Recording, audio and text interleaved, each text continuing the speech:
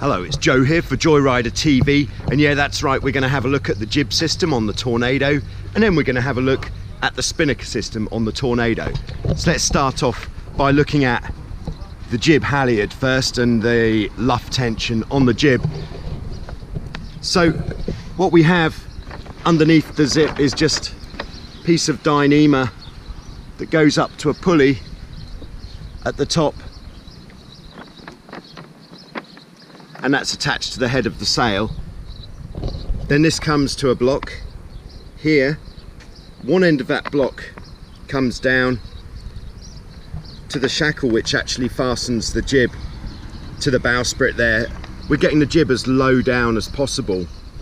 And then the other end of this line is coming down to a block, running down by the bridle wire and then coming back to another block, so we're getting a decent amount of purchase there, and then that means we can adjust our jib Cunningham on the fly. So at the moment you see that it's quite loose at the front, so we'll pull that on, and there you can see that tightening up nicely.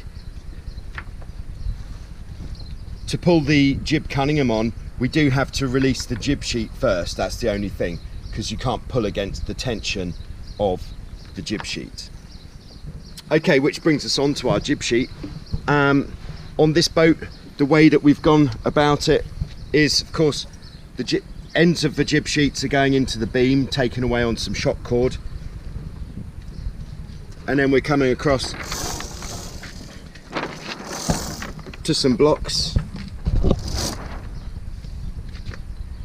and then this is coming forwards to a central block here.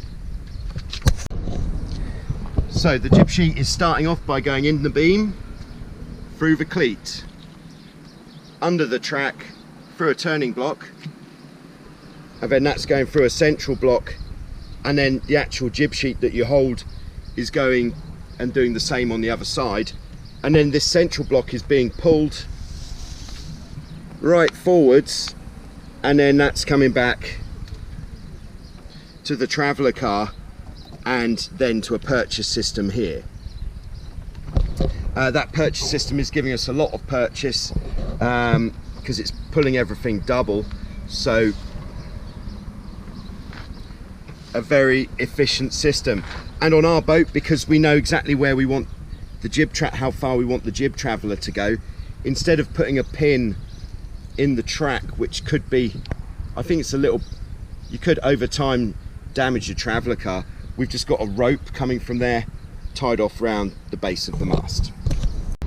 So then the Spinnaker halyard is coming down the mast, and to our cleat here we're using a large size Harken reversible cam, and then this is coming down to a block on the front beam, pretty standard so far, down the trampoline to a block which is on a reasonably gnarly looking bit of shock cord just tied off to the corner to hold that in position, and then across to the other side to that floating block on the tack line, and then from there we're going to the block which links up with the retrieval. So I know what you're thinking, any chance you could pull that bad boy up? Okay, we're going to do that. And then this is really where the magic happens. The takeaway on the tack line, the shock cord goes back to a block on the trampoline, and then it runs across the back of the trampoline to another block, and then to what you'd call a floating block, which is actually taking away the Spinnaker halyard. So the tack line and the Spinnaker halyard are linked. So that quick release, we've put a handle there so it's very easy for the crew to grab to release the tack of the Spinnaker when it's time. Okay, so we'll start off by pulling out the tack line, and then once the tack line's out, then we'll start to hoist.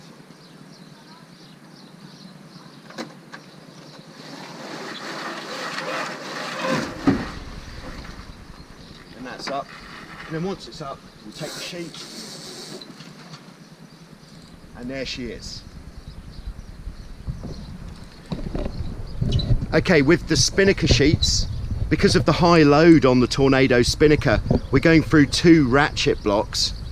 The ideal here is to go through 2 pressure ratchet blocks where the ratchet only engages under pressure, which means when you go to jibe or drop the spinnaker, the sheet runs out freely, but when you sheet in, it grips. So for the drop, what we'll do is we'll release the sheet, pull the retrieval line. Once the retrieval line's tight, we can then release the halyard by pulling through this block.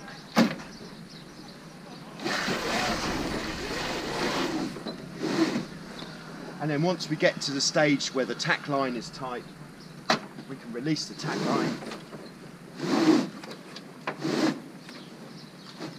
And there she is in her little house. So everybody's running a fairly similar spinnaker system, although some guys are putting the cleat on the front beam rather than on the mast, which is of course a personal preference thing. But the jib system, the difference that a lot of people are using is rather than having the purchase on the Traveller, we just have a single line going through the block on the Traveller and then coming back, and then the purchase is up at the front here.